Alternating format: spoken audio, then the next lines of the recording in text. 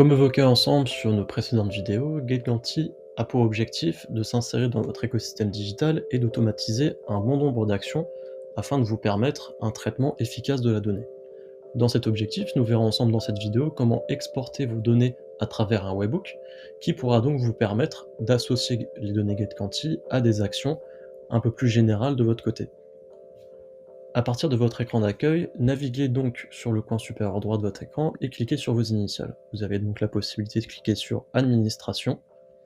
qui vous répertorie ici un bon nombre d'onglets qui vous permettent notamment de paramétrer l'application. Cliquez maintenant sur Intégration, et voyons ensemble comment créer notre webhook. Vous arrivez donc sur une vue vous récapitulant l'ensemble de nos connecteurs natifs, pour le coup, qui sont disponibles sur l'application, mais aussi lorsque vous êtes tout en bas, la possibilité d'ajouter un webhook. Pour le coup, en cliquant sur Ajouter un webhook, vous aurez une vue avec plusieurs onglets,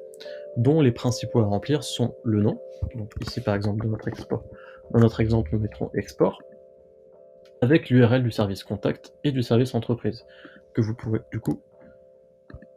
copier et coller directement ici en rajoutant le même lien dans l'URL du service contact et l'URL du service entreprise. Les autres onglets sont optionnels, à vous de voir si vous voulez les remplir, et à partir de là, vous pouvez enregistrer votre action.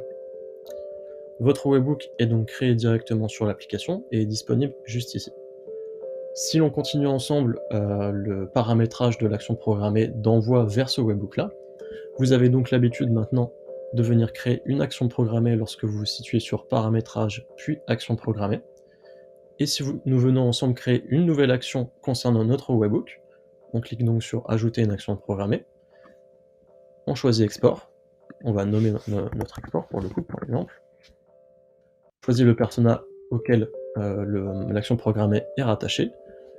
et ici, en type de données, nous choisissons entreprise unique identifiée si c'est ça qui nous intéresse, notre période, on va dire dans les 7 derniers jours, le lundi à 8h, et cette fois-ci, en type d'envoi, vous verrez que votre webhook s'est rajouté tout à la fin, juste ici, et vous pourrez donc enregistrer votre action, puis la programmer, dans notre exemple par exemple, de manière hebdomadaire, tous les lundis à 8h. Sachez que vous avez aussi la possibilité de choisir l'envoi vers un serveur SFTP, notamment pour nos clients qui ont besoin de sécuriser les données qui sont envoyées et de les crypter. À partir de là, vous avez aussi la possibilité de programmer la même action sous format CSV afin de remplir vos objectifs.